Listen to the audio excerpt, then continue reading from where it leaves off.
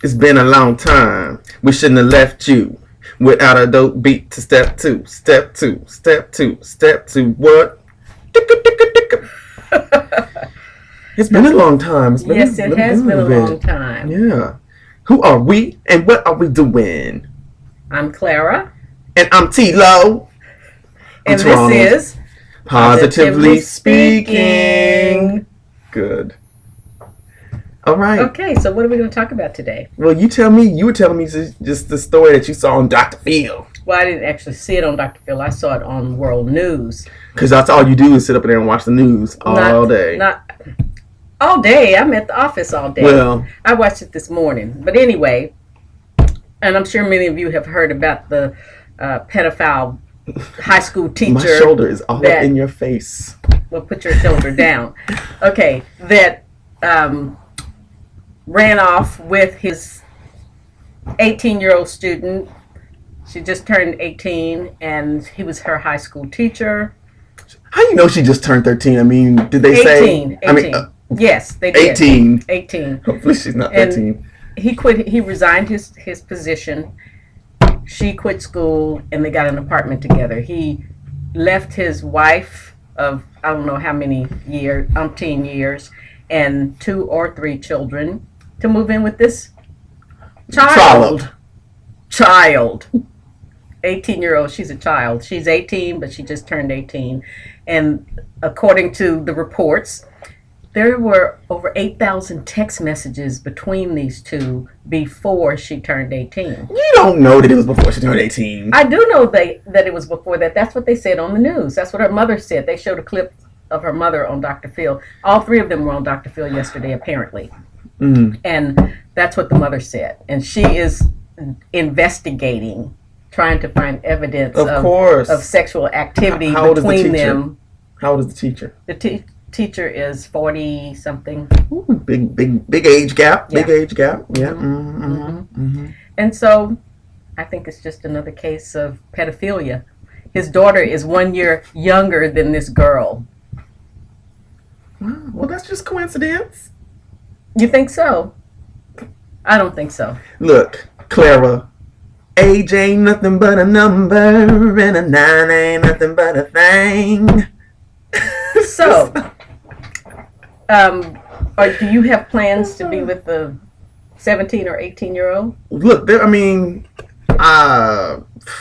I'm not that far from 18 myself. I mean, I felt like it wasn't even that long ago when I was that age. The reality is that there's nothing that an 18-year-old could. Well, I mean, there ain't many things that an 18-year-old could. For me, personally, I mean, what are we going to talk about? Barney? You tell me. What do you think this girl and this old man talks about? I mean, he's not really an old man. Just compared to her, he's an old man. Yeah, I don't know. I don't really see the appeal myself personally, but I mean, that is kind of that's a iffy. Slippery slope. Yeah. It's a very slippery slope. Especially if she wasn't 18 at the time. I mean, it's one thing to leave your wife for one of your students. It's one thing to leave your wife for somebody. Then to leave your wife for one of your students. Then to leave your wife for one of your students who might have not been of legal age. Yeah, that's kind of messy. Because that could be considered that statutory rape if she was under 18. Yeah. Yeah. So, I mean, I don't have a problem with age. I mean, I have a problem with an age difference, an age gap that's that wide. However, I mean, I like younger guys too, not 18-year-olds, not 20-somethings, 30-somethings. Yeah. So, okay, so 30-somethings to whatever age you are. Yeah. That's a little bit of a gap. Well, but you know what? I have fared well, and you have fared very well. I have fared very well, and it seems to me that guys who would be considered, that I would consider probably of an appropriate age, have not fared very well. Why is that? Wait. Hold up. Bring the beat back. So you're saying that men that are of the same age as you, in most cases, look like spoiled milk. or something that the dogs drug in. Okay. Is that a fair statement to make? It is a fair statement to make because I'm not looking for someone who looks like my dad. I'm not. I'm sorry. Just put it out there. If you have not fared well, then you should not be trying to contact me. Well, what if this? Okay. You know what? Because you're doing the online dating thing. So yes. are you getting lots of wolves and coyotes and wildebeests contacting Lord. you? Oh my. Oh Lord. I didn't know there was so much inappropriateness out there. On online dating? I mean, as far as their appearances. Oh, I thought you were talking about what they send you. No, I mean we all know What's going on? The score. We all know the score. So that's not what we're talking about. And this is that's not online dating, that's dating period. Yeah, but don't you feel that? Don't I feel that what? Your lip is shaking. That I'm thinking this is positively speaking, so I gotta censor. Okay, and also we've decided we might have to alter the name of this. We're still planning to speak positively, but sometimes we gotta go to positively speaking after dark. You know after what I'm saying? After dark, exactly. Yes, definitely. Mm-hmm. Sometimes we have mature subject matters and things of that nature.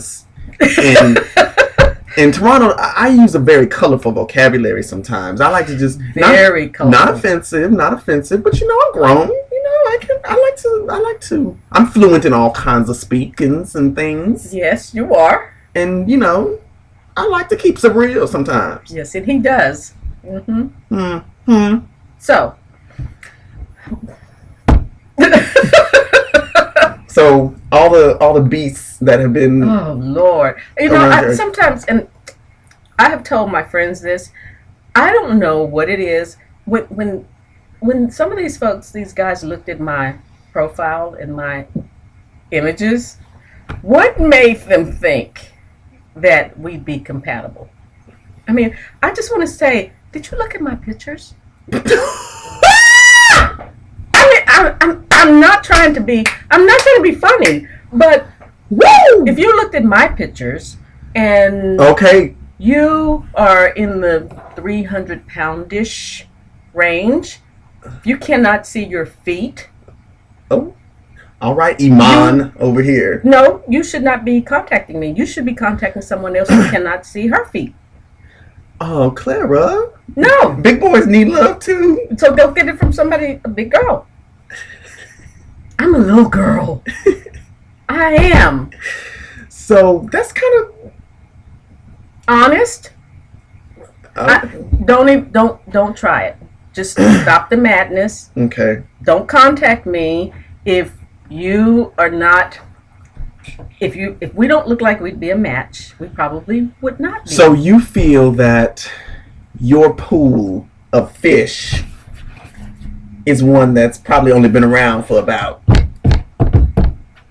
30 to 25 to 35. No, not 25. Nah, I'm thinking, from what I can see, it's under 50. Okay. Under 50. And what about the good 50-something-year-old men? Yeah, but some of these that are out here saying that they're 50, you haven't seen 50 in a long time. Mighty long time. You saying anything? You think they're older? I don't think it. I know it. So then what's the problem then with... So do you feel like there's an issue with men? Obviously, men kind of get the stereotype that they only are always looking for younger folks. That's not been my experience. Because I've had people contacting me from 18. Yeah, you got some Oedipus syndrome, folks. Well, there are a lot of those. Not looking for that either. You do. You've had some interesting characters. Some have been nice, but some have been quite Had you interesting. gone on many dates? Not many. No. No, I'm kind of picky. So when people say you're single because you're picky, what do you say? I say I'm single because I am selective. But you just said you're picky. Well, I am kind of picky, but that's selective. That's not why I'm single, because I could not be single today if I chose not to be. But you'd be with you'd be with Jabba the Hutt. Exactly. Yeah, Or yeah. somebody else that would not be appropriate. Yeah. Well, speaking of keeping it real and honesty and all that jazz, I just wanted to chat a little bit. Why don't you tell people about the little experience we had last week at the Nordstrom Bistro? Well, It was my first time. it was I never been. Toronto's first time, and I hate it when I take someone somewhere for any time, but especially for the first time, and we don't have a positive experience. And we did not have a necessarily. I had a It was positive experience. It was a positive experience, except for no Miss the Picky meal over itself. here. That wasn't picky. That wasn't picky. Oh, That's about. we'll that- let them judge. Well, Picky. we'll let y'all judge, but you know what? If you're not getting the type of, the service was wonderful. The product, if the product is not up to par, then you owe it to yourself and to the other patrons to shed some light on Okay, so that. what's the story? What happened briefly? Briefly, what happened is 'Cause we- the 'cause- quality of the quality and quantity of the food has declined.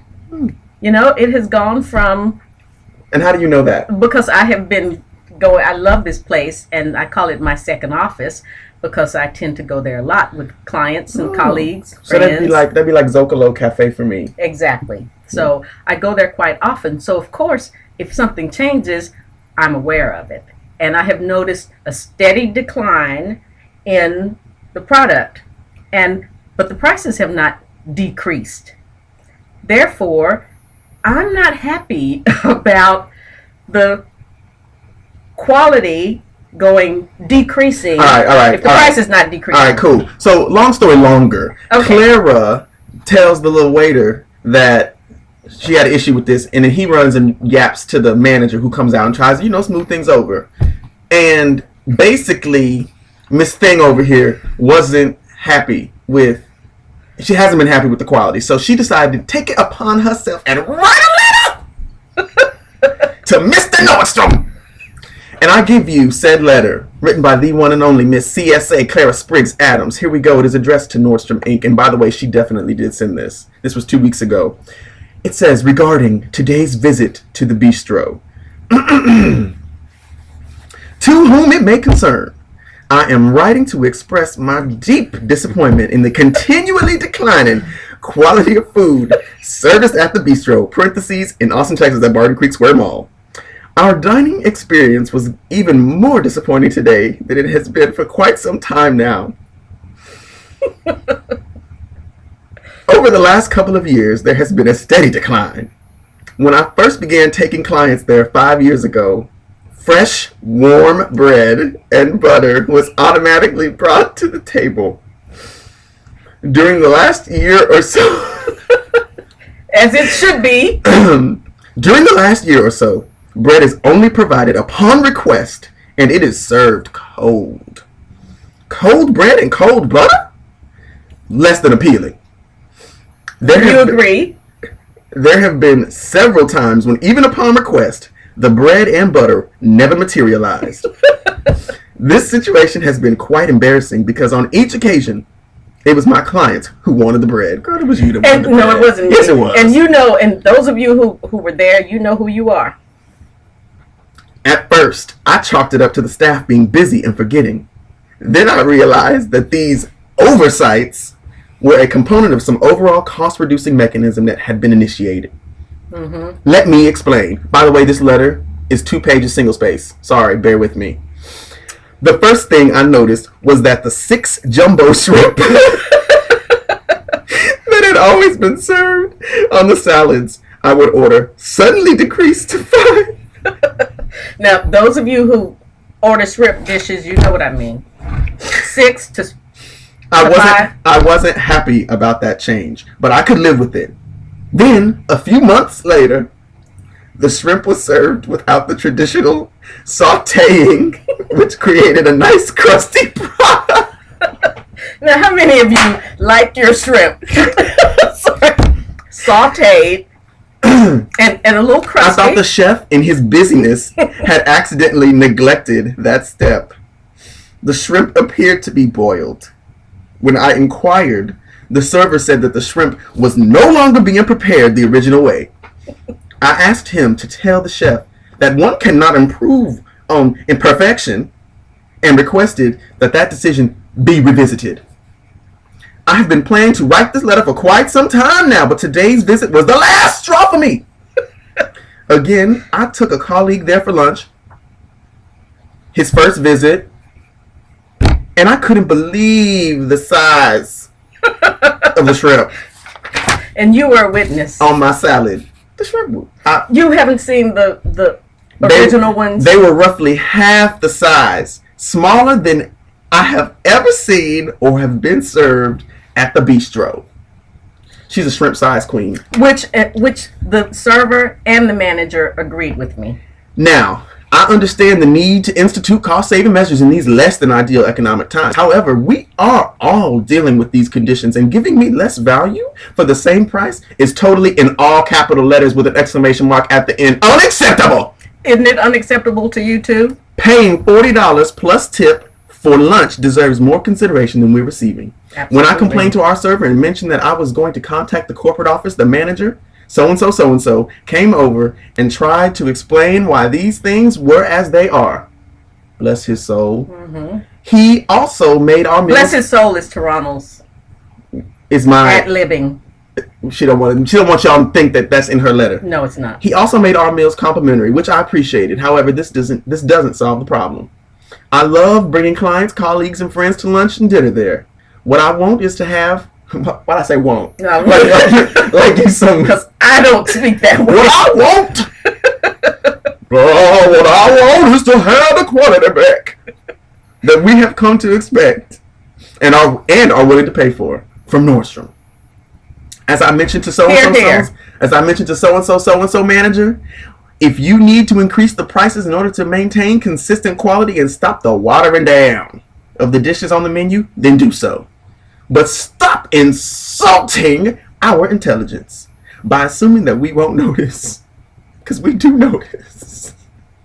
Yes, we do. If we weren't concerned about the quality, we wouldn't be patronizing Nordstrom. Please contact me at the above address or telephone number, as I'm interested to hear what, if anything, you plan to do to correct this situation. Best regards, Clara, Mabel, Ulysses, Maybelline, Spriggs, Adams. Well, how would y'all handle it? I mean, aren't you tired of paying the same prices or even more and getting less? I mean, we're all dealing with these tough... Who does this? Clara Spriggs Adams does this. This is how she does it. Clara, by the way, Clara is very litigious. She has... Okay. I am not. Not litigious, but you write letters. I am. My family calls me the letter writer. You will write I will write a letter in a minute, because this is how you get things done. I'm not going to be belligerent in there, but I am going to express unacceptable in all capital letters with an exclamation mark. That's not belligerent. With an exclamation mark? Yes. That is kind of belligerent. That's the only in the whole 2-page single space letter. That's the only thing that's in all caps. Oh, one Jesus. word. I just want them to know. I want them to understand how disappointed I am in them. She wants them sauteed shrimps. I do. If you're spending, and the manager and her got into a little debate, right? Over they're sauteed. No, they're boiled. No. I've been coming here for how long? Have you been the manager? I've been coming here for how long have he been the manager? 2 years, 3 years, 2. Less than half the time that I've been. Lord have mercy, Jesus, God, Buddha, Allah, Moses. No, people, this is how you handle things. If there's a situation that is not up to par, I mean, we work hard for our money, and we as realtors, we work really hard for our money. So I'm not going to just sit back and allow somebody to take advantage of us. And I mean, you didn't say anything about reducing the number of shrimp or the preparation manner or whatever you're doing. This is crazy. Do you want to eat cold bread and then have some cold butter? You can't even spread it. I mean, come on now. Those of you who are carb lovers and you love your nice warm bread, think about what if you went to the macaroni grill. Look. And that nice big warm loaf of bread that comes right out of the oven, the rosemary bread with the olive oil. And what if you got that cold? You wouldn't even want to dip it. Olive oil is liquid. You wouldn't even want to dip it. But no, cold bread with cold butter, unacceptable. Totally. Oh, Lord. See, now I got to watch my P's and Q's with you because I don't want you writing letters to folks and stuff. I'll write a letter in a minute. Can be having you. They're always legitimate. I don't write them over nothing. I mean, like I said, that was the last straw. I've been planning to do this now for over a year. And they just pushed me over the edge last week. Well, so what do you think? Mr. Nordstrom going to call you? Well, we'll see. We'll see if they live up to their reputation. Well, we shall update you. We shall update you. What do you think? We'll have to do an update video. We'll do an update. This is officially the. I don't think we can get longer than our longest video. We. For those of you, forget that phone. For those of you that, if you shop at Nordstrom's or you go to the bistro or anywhere, wherever you like to dine or shop or whatever, what do? Are you pleased with getting less and paying more, or getting less and paying the same thing? I mean, what are you doing? Wrap it up. All right. So Harry Salada. Present. So Tell me, what is your complaint with all of this? No. My complaint is that we need to forget about that. Forget about time. Remember, this is not for people with short attention spans. Well, it's now. I just want to know, because you have been dying to make this video, to read this letter. So, what is your issue with it? I really have no issue with it. I think if I weren't me and there were other people in your company when you were having this discussion with the manager, a lot of people, people don't like when you send food back or when you ask for something that people just get very uncomfortable in restaurant situations when they have one person who's really picky or who sends stuff back or who complains about the food or whatever. And so you and this manager going back and forth about the shrimp and when it was boiled and when it was sauteed, and I've been coming here for 4 years and the bread is cold and cold butter. Really? I mean, it was just. Were you uncomfortable? I wasn't uncomfortable because I know better. It has nothing to do with me. That's between y'all. Well, I wasn't uncomfortable, and but I'm saying most people would have been uncomfortable. Most people would have been uncomfortable. But that would have been their problem, because I didn't call. They'd have been like, Clara. I didn't say. No, they wouldn't. No, they wouldn't. I didn't say, get me the manager. Bring the man. You're right. The manager electively came. You're right. That's right. I expressed my opinion. He did come over. The server, because he asked me how was everything. Yeah. And I told him. That's fair. That's right. And I did not ask the manager to come over. But the manager was coming over and try to smooth things. Don't come over. Don't pee on my leg and tell me it's raining. Don't do that. He knows as well as I know that everything I said was legitimate. Okay. Well, good. So, you obviously feel very passionately about these shrimps. Bubba Gump over here obviously feels very passionately. It's not about the shrimp. It's about quality, and it's about when you pay for a service, then that's what you expect. And if you have not indicated to me that I'm going to get a lesser service, then I have a problem with that. I'm not going to give you less, and expect you to pay the same. I'm not going to do that. All right. Duly noted. So don't be giving Clara no second-rate service, because she will write a letter. She will write a letter to Mr. Nordstrom or Mr. whomever. All right. And I think that he appreciates it, because and this is something for all of you to learn as well. How are the powers that be? How are they going to know? How are they going to know if we're not saying anything? Would you rather me just go off and tell everybody else that Nordstrom is not living up to its reputation? Well, that's kind of what we're doing right now. Yeah, well, this is because you wanted to. It wasn't because I wanted to. Well, I went straight to the horse. It's funny. Well, it's funny to you. It was funny the way you read it.